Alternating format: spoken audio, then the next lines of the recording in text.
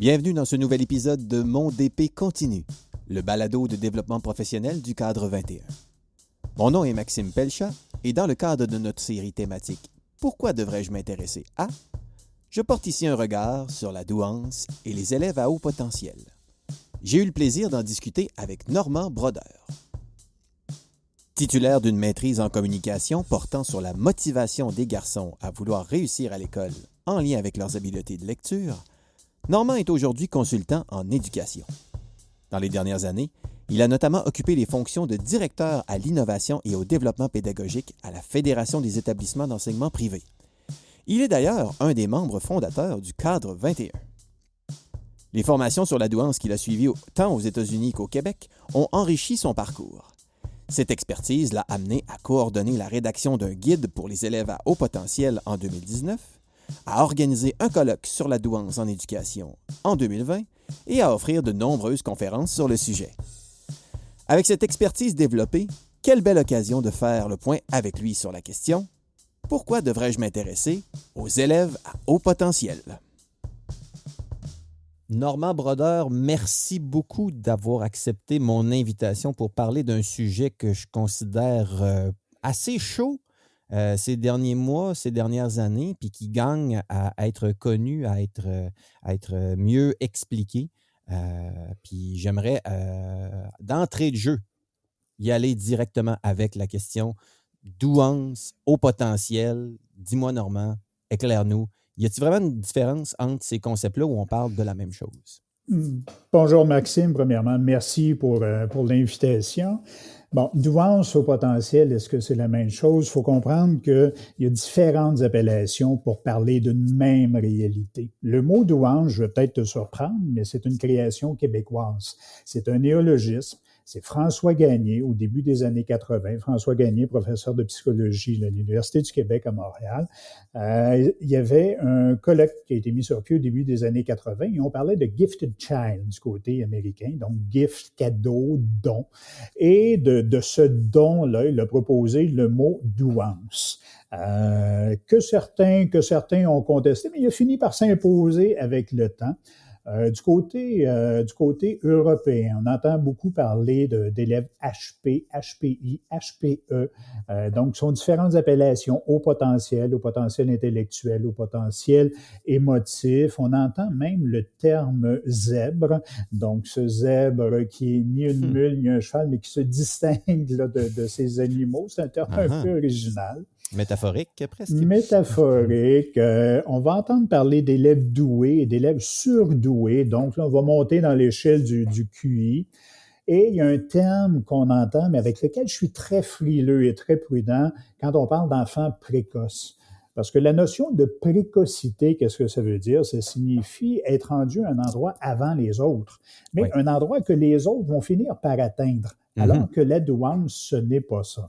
C'est vraiment une démarcation où on se démarque là des élèves d'une cohorte de son âge. Là. Donc, c'est pas de la précocité, c'est vraiment une habileté, des aptitudes intellectuelles, artistiques, sociales qui se démarquent par rapport aux autres.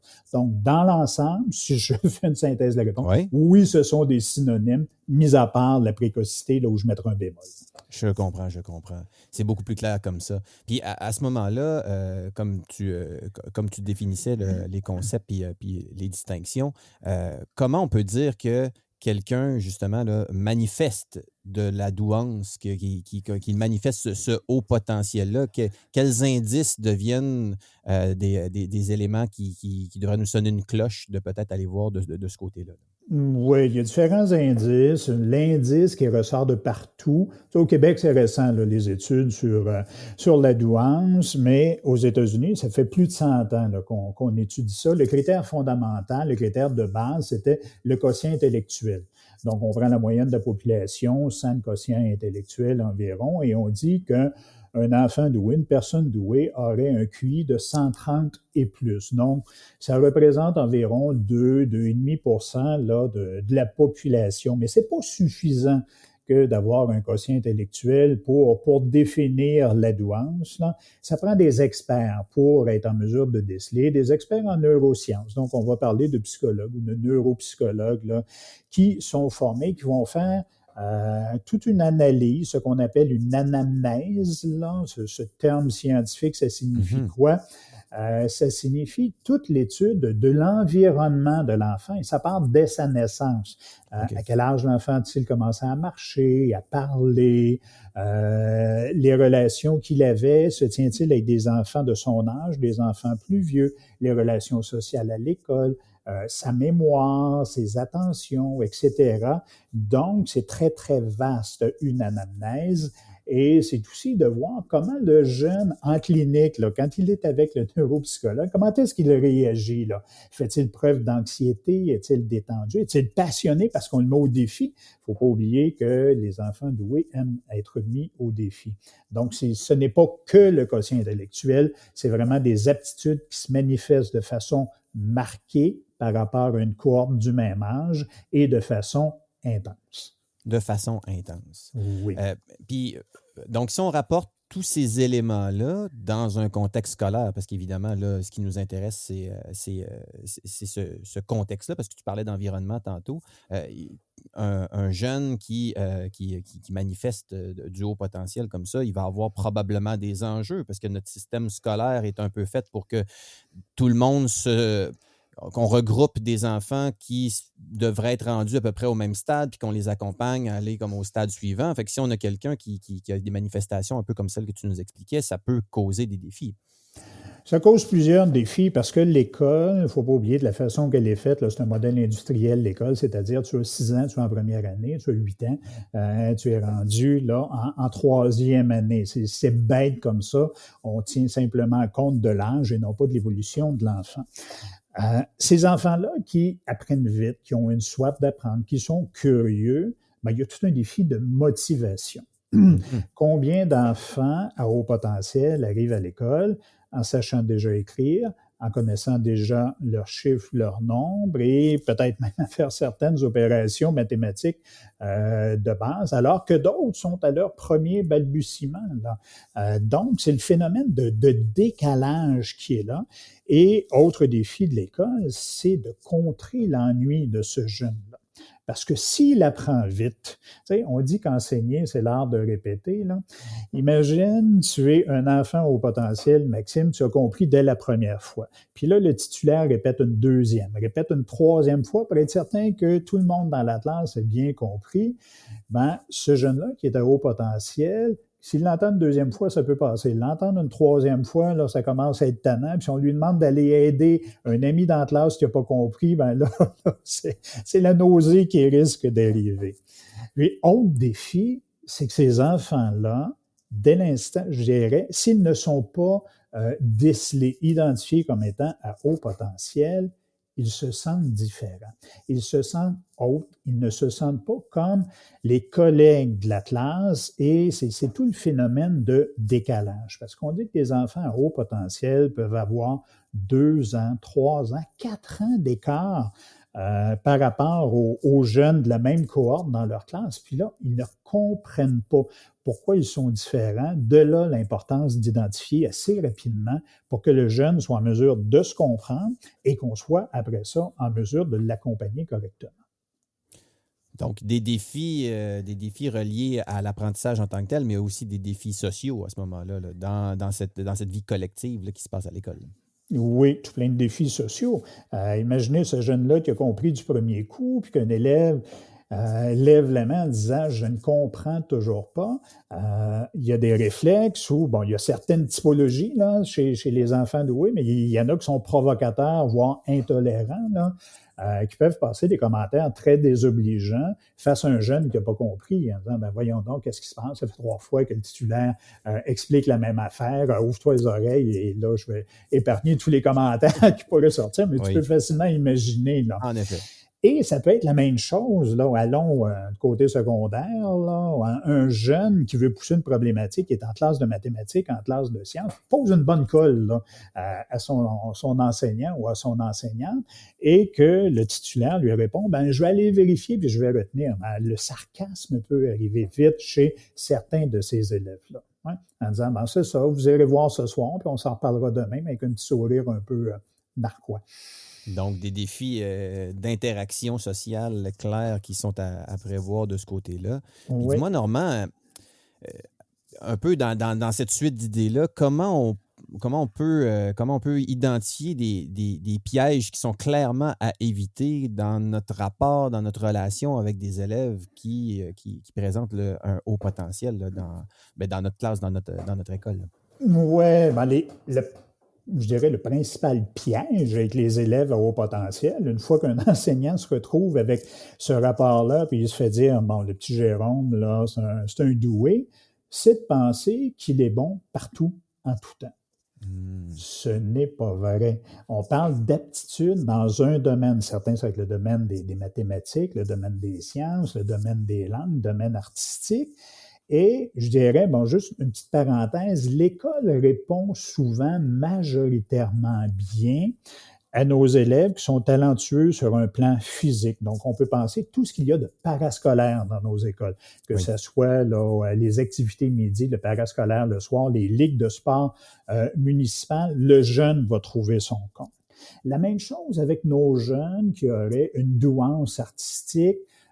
Souvent, il peut y avoir de l'harmonie, les jazz bands, la chorale, des cours à l'extérieur de l'école. Donc, les enfants sont nourris.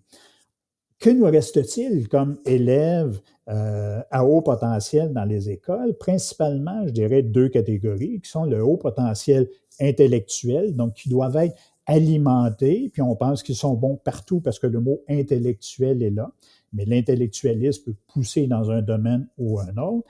Et on a les élèves doublement exceptionnels, c'est-à-dire les élèves qui, oui, ont de la douance, mais en plus, qui ont un problème soit d'apprentissage ou de comportement. Et là, ça, c'est très complexe parce que le problème peut venir masquer la douance, comme à l'inverse, la douance peut venir masquer ces troubles-là d'apprentissage. Donc, un autre piège, c'est de penser que ces jeunes-là aiment l'école. Mais si je m'ennuie à l'école, si j'ai l'impression de perdre mon temps, rappelez-vous l'adage en éducation, là, occupez-vous de moi, sinon je vais vous occuper. Oui. Un jeune qui s'ennuie, qu'est-ce qu'il fait? Il va déranger, il va perturber, il va être turbulent, il va faire le clown, il va faire n'importe quoi. Pensez comme quoi ils peuvent bien se débrouiller tout seuls, ces jeunes-là. Il ne faut pas oublier qu'un jeune, peu importe son âge, il est tout de même de son âge, peu importe là, le haut potentiel qu'il a ou non. Donc, il a besoin d'être encadré, il a besoin d'avoir un suivi, parce qu'on peut avoir des élèves à haut potentiel là, qui sont très, très brillants, mais qui ne sont pas capables de structurer une démarche en mathématiques, exemple. Ils arrivent immédiatement à la réponse et ils vont choquer si on demande une démarche. D'autres vont avoir des difficultés avec la graphie, c'est terrible comment est-ce qu'ils écrivent mal, mais il faut les outiller, les accompagner, soit leur donner des outils technologiques, mais en même temps, c'est important à un moment donné que d'être capable d'écrire comme du monde un minimum pour que ça soit lisible. Donc, il y a tous ces pièges-là. Pensez aussi que les parents sont, je dirais que c'est une lubie des parents, les enfants doués. Rapidement, quand on est parent d'un enfant à haut potentiel, on se rend compte qu'on a plus de défis que d'autres choses. Quand il est tout jeune, c'est peut-être beau à Noël là, que le jeune énumère les capitales de tous les pays, là, mais quand il s'embête à l'école, qu'il met le trouble, là, c'est moins drôle parce qu'il faut alimenter ces jeunes-là. Ils ont une soif d'apprendre.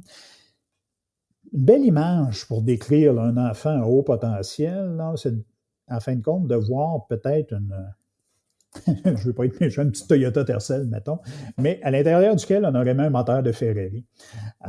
Ça bouillonne sur le capot, ils sont exigeants, ils veulent que ça vibre, ils veulent que ça aille vite et ils sont contraints dans un cadre, l'école, qui ne les satisfait pas. Donc, ça fait partie des pièges, là. Et il y a tout le volet de l'angoisse qui est présent aussi. Ce jeune-là est identifié à haut potentiel. On lui donne un travail, un exemple fort simple, je ne sais pas, au primaire, explique-moi le cycle de l'eau. Le jeune va faire son travail, on demande un travail d'une page, je ne sais pas, 2 pages, là. Et ce jeune à haut potentiel, lui, ne verra pas juste le cycle de l'eau. Avec sa pensée qui est en arborescence, il va voir, oui, le cycle de l'eau, mais il va peut-être accrocher aussi au dérèglement climatique, les inondations qu'il y a eu l'été passé, le réchauffement planétaire, la fonte de la calotte glaciaire. Puis là, il n'est pas capable de livrer un travail d'une page. Il a l'impression que devant lui, il y a un 50 pages pour expliquer tout ce qu'il porte en dedans de lui. Et c'est ce qui fait que l'angoisse va générer. Puis l'angoisse, elle peut être existentielle aussi. Comment est-ce qu'on va faire pour survivre à ces dérèglements climatiques-là? Donc, c'est pour ça, quand je parlais d'encadrement, c'est important de bien définir le cadre dans lequel on fait les apprentissages avec ces élèves. C'est particulièrement intéressant, Normand, de t'entendre décrire ces enjeux-là qui démontrent que oui, ce haut potentiel-là peut souvent être accompagné de d'autres dimensions qui sont, notamment ce que tu parlais au niveau du comportement, parce que, là, comme tu dis, ça peut vraiment occulter notre premier diagnostic justement qu'est-ce qui cloche dans justement que ce soit la performance scolaire ou encore justement le comportement en classe, puis de savoir comme qu'est-ce qui est la cause ou qu'est-ce qui est la conséquence par rapport à ça. Fait que devant ça, puisqu'on n'est pas nécessairement des spécialistes, euh, quand on accueille un élève à haut potentiel dans notre classe, dans notre école, qu'est-ce qu'on peut mettre en place pour faire en sorte de pouvoir contribuer euh, à ce qu'il se sente bien à l'école? Parce que comme tu l'as dit, si on met pas les conditions gagnantes, il risque peut-être justement de trouver qu'à chaque fois qu'il vient à l'école, c'est comme quelque chose à endurer, puis c'est pas ça qu'on veut. Hein. Ce qu'on veut à l'école, c'est d'avoir des élèves engagés tout en tenant compte de leurs spécificités. Fait que qu'est-ce qu'on peut mettre en place pour pouvoir justement bien les accompagner? Oui, l'ennui est probablement le pire piège ou le pire défi à contrer pour les élèves à haut potentiel, parce qu'il y en a pour qui c'est une épreuve que d'aller à l'école tous les jours, de sorte que des parents qui ont choisi, là, les parents sont très, très sensibles, vont choisir des écoles avec des projets éducatifs particuliers, des écoles alternatives ou des écoles privées où il y a reconnu pour son enrichissement, puis souvent on se rend compte que c'est pas suffisant, puis le jeune, ses besoins ne sont pas comblés. Et là, contrairement à ce qu'on pense, que l'enfant doué réussit très bien partout, ben là, c'est un profil de décrocheur qu'on a. Il y en a beaucoup de jeunes doués qui sont décrocheurs. De là, l'importance, dans un premier temps, de faire appel à la flexibilité pédagogique. C'est probablement le premier niveau. Et je dirais, avec les clientèles hétérogènes qu'on a de plus en plus dans nos classes, la flexibilité pédagogique, elle est essentielle. Là. Donc, flexibilité, on peut penser les 4 grands axes là, de la flexibilité. Là, on peut être flexible au niveau des contenus, les varier, les adapter pour nos jeunes. Au lieu de demander le même travail que pour les jeunes dans la classe, ben, on peut peut-être donner une problématique supplémentaire là, pour motiver et engager ce jeune-là. On peut interagir aussi au niveau des processus. Là. Donc, tout simplement voir à ce que ce jeune-là développe ses apprentissages un peu plus en profondeur, un peu plus en complexité aussi. On peut travailler sur la structure là, quand on parle de flexibilité pédagogique. Si ça l'embête de faire un texte écrit, puis qui est assez habile, bon, tu peux peut-être me faire 2 pages de bande dessinée pour m'expliquer un phénomène. Et ça vient combler d'un côté peut-être un besoin de création du jeune, tout en faisant les mêmes apprentissages. On peut varier aussi, le 4e axe de la flexibilité, dans les productions attendues. Un jeune qui aurait de la difficulté à s'exprimer par écrit en raison de sa calligraphie, bon, on peut lui fournir un support numérique, évidemment, mais on pourrait lui demander de faire ses productions à l'oral. Donc ça, c'est la première porte pour aider la flexibilité pédagogique. Mais souvent, c'est pas assez. C'est pas assez parce que ces jeunes-là, je ne le répéterai jamais assez, sont avides d'apprendre, puis c'est jamais suffisant. De sorte qu'il y a de plus en plus de moyens qu'on voit, comme du compactage ou de la compression des apprentissages. Prenons l'exemple, un jeune qui est au secondaire, au lieu d'avoir un cours de mathématiques par jour, ben, on pourrait peut-être en avoir 2 sur 3 jours, puis le temps qui est libéré, bon, lui permet de s'engager dans un projet particulier. Je connais des modèles d'école qui proposent de faire les 3 premières années du secondaire en 2 ans pour les élèves talentueux. Donc, on vient de compacter les apprentissages qui se font plus rapidement. Il y a toutes les formules d'enrichissement aussi qui sont très populaires. Puis les formules d'enrichissement peuvent se faire à l'intérieur de la classe comme à l'extérieur de la classe. Exemple, dans le fond de la classe, on peut très bien avoir un atelier où le jeune, quand il a terminé, parce qu'il plus souvent qu'autrement, il termine en avant des autres élèves dans la classe, ben, il peut aller travailler dans un atelier ou sur un projet dans le fond de la classe sans déranger et satisfaire son besoin d'apprentissage. On peut aussi faire différentes formes d'accélération. Un jeune en 2e secondaire qui réussit très bien. On a réussi à diminuer son horaire, puis dans la même école, il y a des cours à option, exemple en 5e secondaire. Ben, il pourrait très bien aller suivre un cours de géographie ou un cours de biologie de 5e secondaire. Donc, ça vient nourrir sa soif d'apprendre. Et il y a la formule, je dirais, la plus extrême, qui est la forme d'accélération pédagogique, c'est-à-dire de faire sauter une année. Ça peut être une année au complet ou juste une matière. Mais là, il faut s'assurer de monter un bon dossier, que sur un plan psychosocial, psychosocio-affectif, le jeune est apte à passer au niveau supérieur, souvent ce qui est le cas, parce qu'il est habitué de se tenir avec des jeunes qui sont plus vieux, qu'il a des sujets d'intérêt qui intéressent davantage les plus vieux, et s'assurer, en fin de compte, qu'il a la possibilité, les capacités de sauter une année. Puis, à travers ça, est-ce que tu aurais une histoire à succès là, que tu as entendu parler? Parce que ça fait déjà un bout de temps là, que tu t'intéresses au sujet, tu l'as approfondi, tu donnes maintenant des ateliers, des conférences, des webinaires à ce sujet-là. As-tu été témoin là, de dire qu'il y a eu une belle réussite dans un milieu d'une mise en place de peut-être une ou des stratégies là, que tu viens de nommer, puis que ça a vraiment porté fruit, puis que le jeune a vraiment pu, on pourrait quasiment dire, actualiser son potentiel là, dans le contexte scolaire de belle façon. Je vais donner 2 beaux exemples, sans nommer les écoles. Je ne veux pas faire de publicité, mais de beaux exemples. Un collège qui, dans ses mêmes bâtiments, offrait le cours de niveau secondaire et le cours collégial. Rendu en 4e secondaire, le jeune avait sauté sa 3e secondaire pour arriver en 4e secondaire. Ça le satisfaisait, mais pas encore. Très, très fort en mathématiques. Il a passé les évaluations de 4e secondaire pendant sa 4e secondaire, les fameuses épreuves du ministère, pour ne pas les nommer. Il a fait ses épreuves de 5e secondaire et ça allait très bien, de sorte que la direction de l'école secondaire a inscrit dans un cours de mathématiques de niveau collégial ce jeune-là qui, ça a été suffisamment complexe pour lui, ça l'a nourri. Il y avait 2 avantages. Un, celui de suivre une formation à la hauteur de sa soif et de ses connaissances, mais aussi d'évoluer dans un cadre collégial. C'est différent que d'être au niveau collégial comparativement au niveau secondaire. L'encadrement n'est pas le même, la structure n'est pas la même. Ça a été une très, très belle réussite.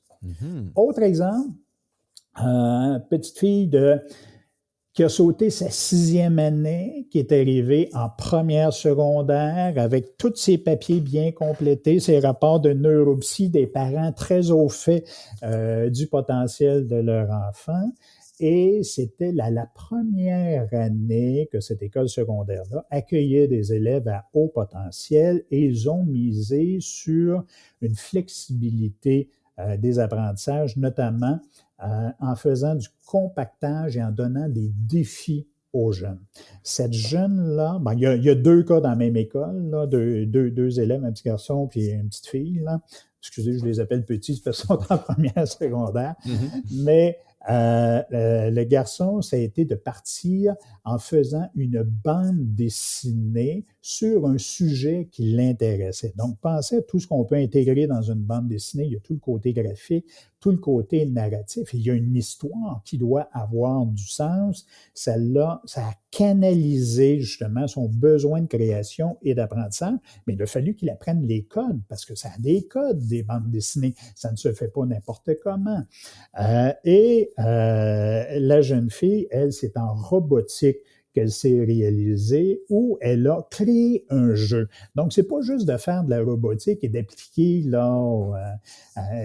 des codes. Ça a été donc d'aller au-delà de l'application des codes et de créer un jeu qui a été réinvesti en classe. Et ses amis ont pu jouer avec ce jeu-là. Ça, c'est fantastique parce qu'il y a quoi? Il y a toute la notion d'apprentissage, mais il y a une notion qu'on oublie, qui est le sentiment d'efficacité personnelle et la réalisation de soi. Donc, toute la part de la valorisation que cette jeune-là a pu avoir en transmettant ce jeu-là à ses collègues. Vraiment intéressant, ces exemples-là. Donc, dis-moi, Normand, en terminant, parce que là, on pourra en parler longtemps, là, mais si on avait le goût d'aller plus loin sur le sujet, il y a évidemment la super auto-formation sur cadre21.org à laquelle tu as contribué et puis que tu œuvres comme responsable de la rétroaction pour accueillir les réflexions puis les témoignages d'action qui sont faits sur le terrain à ce sujet-là. Mais si on s'intéresse à ça, comment on peut s'alimenter? Quelles ressources tu pourrais nous proposer pour aller plus loin sur le sujet? Il y a des associations. L'Association québécoise pour la douance, qui est très riche en information, en stratégie. Et il y a Haut Potentiel Québec, ça s'adresse davantage aux parents. Ce sont des parents qui ont mis sur pied cette organisation-là et c'est beaucoup pour répondre aux besoins des parents. Il y a aussi un MOOC qui est donné à l'Université du Québec à Trois-Rivières. Donc, qui est une formation universelle, les Massive Open Online Course, là, oui. les CLOM qu'on appelle en français, les cours en ligne ouverts et massifs qui se donnent là. Si on cherche des ressources, la docteure Marianne Bélanger, qui a écrit un merveilleux livre sur la douance qui s'appelle La douance, elle est directrice du CIDDT, donc le Centre intégré de développement de la douance et du talent.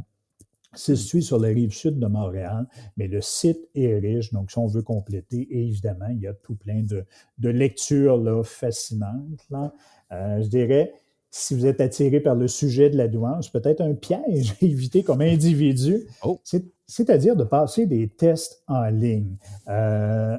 Comme je disais, ça prend des spécialistes des neurosciences là, pour être en mesure d'identifier la douance. Mais si vous avez besoin de, je sais pas, vous souffrez un peu de manque de valorisation personnelle, passez un test sur la douance. La plupart des gens dans le milieu de l'enseignement vont réussir à performer, se faire dire, et voilà, vous êtes un individu à haut potentiel, mais ça ne se décèle pas simplement par un questionnaire en ligne.